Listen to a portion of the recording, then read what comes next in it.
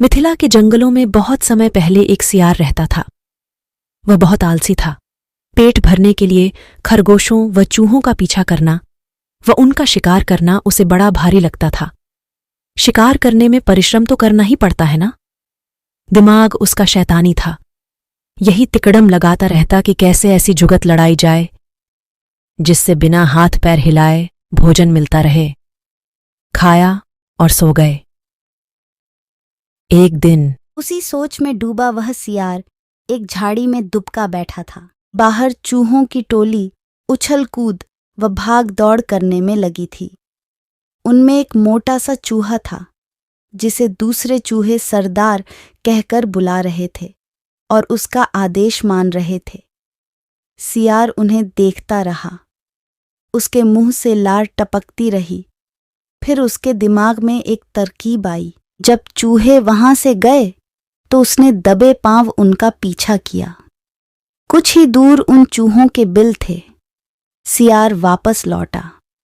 दूसरे दिन प्रातः ही वह उन चूहों के बिल के पास जाकर एक टांग पर खड़ा हो गया। उसका मुंह उगते सूरज की ओर था। आंखें बंद थीं। चूहे बिल से निकले तो सियार को उस अनोखी मुद्रा में खड़े देखकर वे बहुत चकित हुए। एक चूहे ने जरा सियार के निकट जाकर पूछा, सियार मामा, तुम इस प्रकार एक टांग पर क्यों खड़े हो? सियार ने एक आंख खोलकर बोला, मूर्ख, तूने मेरे बारे में नहीं सुना कभी। मैं चारों टांगें नीचे टिका दूंगा तो धरती मेरा बोझ नहीं संभाल पाएगी। यह डोल जाएगी। साथ ही तुम सब नष्ट हो जाओगे। तुम्हारे ही कल्याण के लिए मुझे एक टांग पर खड़े रहना पड़ता है। चूहों में खुसर पुसर हुई। वे सियार के निकट आकर खड़े हो गए। चूहों के सरदार ने कहा, हे महान सियार, हमें अपने बारे में कुछ बताइए। सियार ने ढोंग रचा।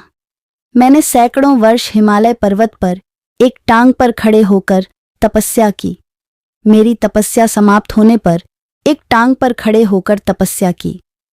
मेरी तपस्या समाप्त होने पर सभी देवताओं ने मुझ पर फूलों की वर्षा की।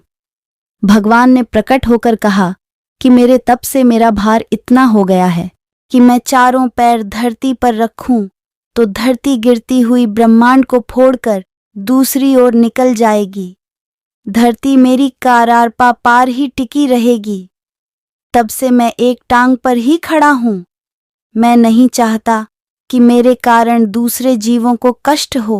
सारे चूहों का समूह महातपस्वी सियार के सामने हाथ जोड़कर खड़ा हो गया। एक चूहे ने पूछा, तपस्वी मामा, आपने अपना मुंह सूरज की ओर क्यों कर रखा है? सूर्य की पूजा के लिए।